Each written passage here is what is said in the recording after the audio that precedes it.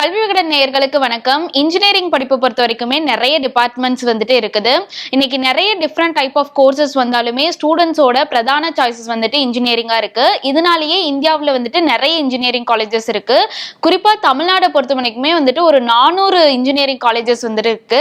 So ஒரு எவர் green படிப்பாவே வந்துட்டு இந்த இன்ஜினியரிங் வந்துட்டு இருக்குது. ஆனா இந்த இன்ஜினியரிங்ல வந்துட்டு எதை படிக்கிறோம், எங்க படிக்கிறோம், எப்படி படிக்கிறோங்கிறது ஒரு இம்பார்ட்டன்டான விஷயமா இருக்குது. ஸோ இன்னைக்கு இந்த வீடியோல வந்துட்டு இன்ஜினியரிங்கே அடிப்படையா இருக்கக்கூடிய 2 டிஃப்ரெண்ட் டைப் ஆஃப் கோர்சஸ் பத்தி தான் பார்க்க போறோம். அதாவது மெட்டலர்ஜி அண்ட் மெட்டீரியல் சயின்ஸ். இந்த கோர்சஸ் பத்தி தான் இன்னைக்கு வீடியோல பார்க்க போறோம். இன்ஜினியரிங்லயே நிறைய கோர்சஸ் இருக்கனால ஸ்டூடெண்ட்ஸ்க்கு எதை எடுத்து படிக்கிறதுங்கிறது ஒரு மிகப்பெரிய கன்ஃபியூஷனா இருக்குது. பெரும்பாலான ஸ்டூடெண்ட்ஸ் வந்துட்டு computer science, civil, mechanical, electronics இதை தான் வந்துட்டு எடுத்து படிக்கிறாங்க. ஆனா இன்ஜினியரிங்கே அடிப்படையா இருக்கக்கூடிய இந்த மெட்டலர்ஜி அண்ட் மெட்டீரியல் சயின்ஸ் படிப்பு பத்தி பெரும்பாலான ஸ்டூடெண்ட்ஸ்க்கு வந்துட்டு தெரியறது இல்லை. குறிப்பா பாத்தீங்கன்னா கம்ப்யூட்டர் சயின்ஸ் படிக்கிற ஸ்டூடெண்ட்ஸோட எண்ணிக்கை பாத்தீங்கன்னா 2.5 லட்சம் பேர் வந்துட்டு இருக்காங்க. ஆனா இந்த மெட்டலர்ஜி மெட்டீரியல் சயின்ஸ் படிக்கிற ஸ்டூடெண்ட்ஸோட எண்ணிக்கை பாத்தீங்கன்னா வெறும் 1956 மட்டும்தான் இருக்குது.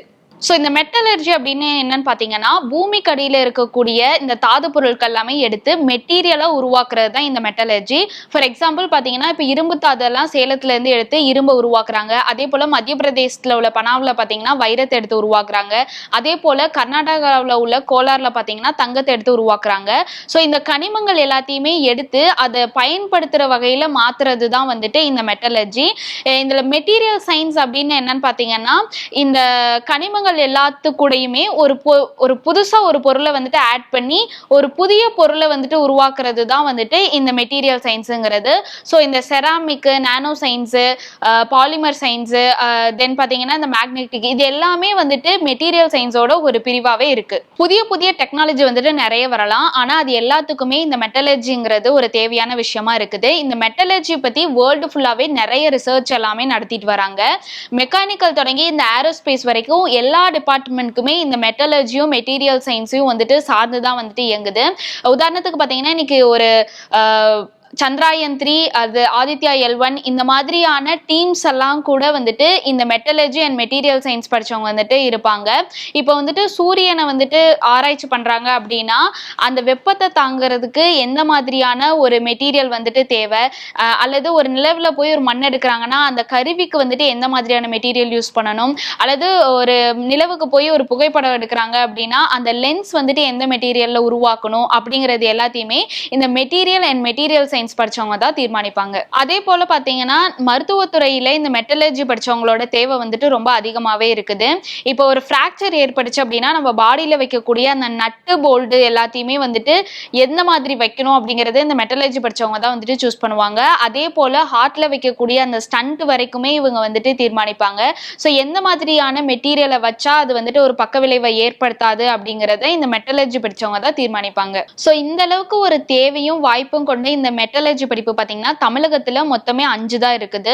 ஸோ எங்கெங்க இருக்கு அப்படின்னு பார்த்தோம்னா சென்னை IITல இருக்கு, அது போக Trichy NIT, Salem engineering government college, கோயம்புத்தூர்ல இருக்கக்கூடிய PSG அண்ட் கிண்டி இன்ஜினியரிங் காலேஜஸ்ல மட்டும்தான் இந்த மெட்டலர்ஜி கோர்சஸ் வந்துட்டு இருக்குது. ஸோ ஒரு எக்ஸ்ட்ரா இன்ஃபர்மேஷன் என்ன அப்படின்னு பார்த்தோம்னா இன்னைக்கு கணினி துறையிலேயே வந்துட்டு ஒரு நம்பர் 1 இருக்கக்கூடிய சுந்தர் பிச்சையே பார்த்தீங்கன்னா IIT கரக்பூர்ல இந்த மெட்டலர்ஜி தான் எடுத்து படிச்சிருக்காரு. ஸ்டான்போர்ட் யூனிவர்சிட்டியில வந்துட்டு இந்த மெட்டீரியல் சயின்ஸ் எடுத்து படிச்சிருக்காரு. ஸோ நீங்க நினைக்கலாம் அவர் படிச்ச படிப்புக்கும் வேலைக்கும் சம்மந்தம் இல்லை அப்படின்னு நினைக்கலாம். ஆனா கம்ப்யூட்டர் டிபார்ட்மெண்ட்லயுமே பாத்தீங்கன்னா இந்த மெட்டலர்ஜி அண்ட் மெட்டீரியல் சயின்ஸோட தேவைங்கிறது ரொம்ப அதிக அளவுலயே வந்துட்டு இருக்கு. தமிழகத்தை தாண்டி இந்தியா முழுவதுமே நிறைய இன்ஜினியரிங் காலேஜஸ்ல இந்த மெட்டலர்ஜி அண்ட் மெட்டீரியல் சயின்ஸ் சார்ந்த படிப்புகள் வந்துட்டு இருக்குது. காலேஜ் ஆஃப் இன்ஜினியரிங் பூனே, கொல்கத்தாவில் இருக்கக்கூடிய ஜாதவ்பூர் யூனிவர்சிட்டி உட்பட நிறைய மாநில கல்லூரிகள்ல பார்த்தீங்கன்னா அதர் ஸ்டேட் ஸ்டூடெண்ட்டுக்கு 15% இடஒதுக்கீடு வந்துட்டு இருக்குது. ஸோ அங்க எல்லா அந்த மாதிரியான காலேஜஸ்ல எல்லாம் பார்த்தீங்க அப்படின்னா CUT அதாவது காமன் யூனிவர்சிட்டி என்ட்ரன்ஸ் டெஸ்ட் மூலியமா ஸ்டூடெண்ட்ஸை வந்துட்டு செலக்ட் பண்றாங்க. சண்டிகர்ல உள்ள பஞ்சாப் இன்ஜினியரிங் இன்ஜினியரிங் காலேஜ்ல பாத்தீங்கன்னா 4 இயர்ஸ்க்கு மெட்டலர்ஜிக்கல் அண்ட் வந்துட்டு மெட்டீரியல்ஸ் இன்ஜினியரிங்னு ஒரு கோர்சஸ் இருக்கு. ஸோ இந்தியாவிலேயே வந்துட்டு அது ஒரு பெஸ்ட் இன்ஸ்டியூட்னு சொல்லலாம். ஸோ அங்க வந்துட்டு ஜாயின் பண்ணி படிக்கலாம். அது தவிர்த்து பாத்தீங்கன்னா இந்த மெட்டலர்ஜி அண்ட் மெட்டீரியல் சயின்ஸ் படிக்கிறதுக்கு ஐஐடியை இலக்கா வச்சு படிச்சீங்க அப்படின்னா அதுக்கான ஆப்பர்ச்சுனிட்டிஸ் வந்துட்டு ரொம்ப அதிக அளவில் இருக்குது. அதாவது சென்னை, பாட்னா, ரோவர் ஐஐடி இந்த மாதிரியான ஐஐடிஸ்ல வந்துட்டு நீங்க ட்ரை பண்ணலாம். இங்க வந்துட்டு நீங்க ஜாயின் பண்ணோம் அப்படின்னு பாத்தீங்கன்னா ஜேஇ மெயின் அண்ட் ஜேஇ வந்துட்டு அட்வான்ஸ் நீங்க கிளியர் பண்ணியிருக்கணும். அதாவது ஜாயின்ட் என்ட்ரன்ஸ் எக்ஸாம்ஸ் வந்துட்டு நீங்க கிளியர் பண்ணியிருக்கணும். இது தவிர்த்து பாத்தீங்கன்னா இந்தியாவிலேயே வந்துட்டு 31 என்ஐடிஸ் இருக்குது. அதுலயுமே இந்த கோர்சஸ் வந்துட்டு இருக்குது. திருச்சி, நாக்பூர், ஜம்மு காஷ்மீர் அப்படின்னு நிறைய என்ஐடிஸ்ல இந்த கோர்சஸ் வந்துட்டு கொடுக்குறாங்க. ஸோ அங்க வந்துட்டு நீங்க ஜாயின் பண்ணி படிக்கலாம்.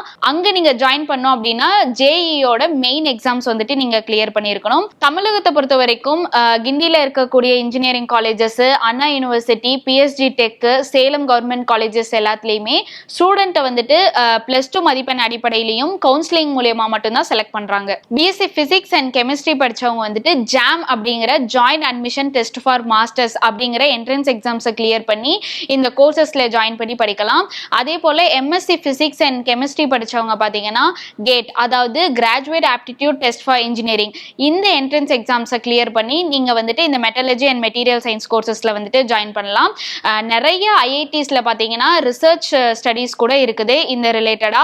ஸோ அதுவுமே நீங்க சூஸ் பண்ணி படிக்கலாம். ஸோ இன்ஜினியரிங்கை பொறுத்த வரைக்கும் இந்த computer science, mechanical, civil, electronic இந்த மாதிரி சூஸ் பண்ணி படிக்கிறதுக்கு டிஃப்ரெண்ட் டைப்பா இருக்கக்கூடிய இந்த மெட்டலர்ஜி, மெட்டீரியல் சயின்ஸ் இந்த மாதிரியான கோர்சஸ் எடுத்து படிக்கும் போது அதுக்கான ஆப்பர்ச்சுனிட்டிஸ் வந்துட்டு அதிக அளவில் இருக்கு.